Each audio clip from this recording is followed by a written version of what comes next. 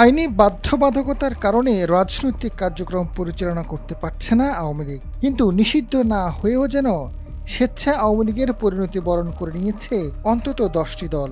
আওয়ামী লীগের বন্ধু হিসেবে পরিচিত সেই দলগুলো মাঠে নেই, দেখা যাচ্ছে না সভা সেমিনারে, নেই কোনো আলোচনায়।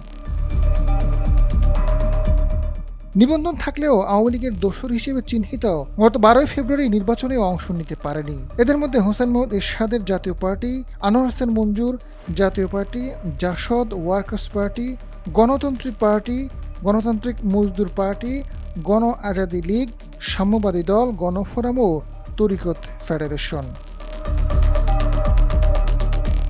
বিশ্লেষকরা মনে করেন আওয়ামী লীগের অন্ধ সমর্থক হওয়ার কারণে দলগুলোর এই পরিণত হয়েছে।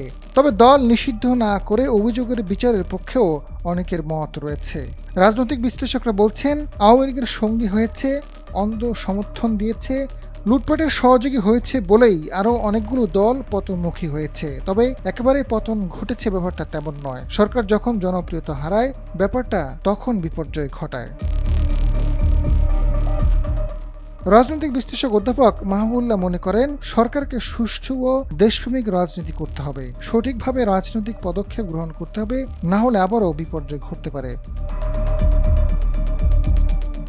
জাতীয় পার্টির চেয়ারম্যান জি এম কাদের জানান, জোর করে কোনো রাজনৈতিক দল পতন ঘটানো যায় না। দেশে প্রতিদ্বন্দ্বী না রাখার রাজনীতি করতে চেয়েছে জুলাই আগস্টের মধ্য দিয়ে প্রতিষ্ঠা পাওয়া নতুন শক্তি। এরই ধারাবাহিকতা অন্য দলগুলোকে রাজনীতির বাইরে রেখে যা খুশি তাই করতে চেয়েছে অন্তর্বর্তী সরকার। আজাদ ফারুক, সময়ের আলো।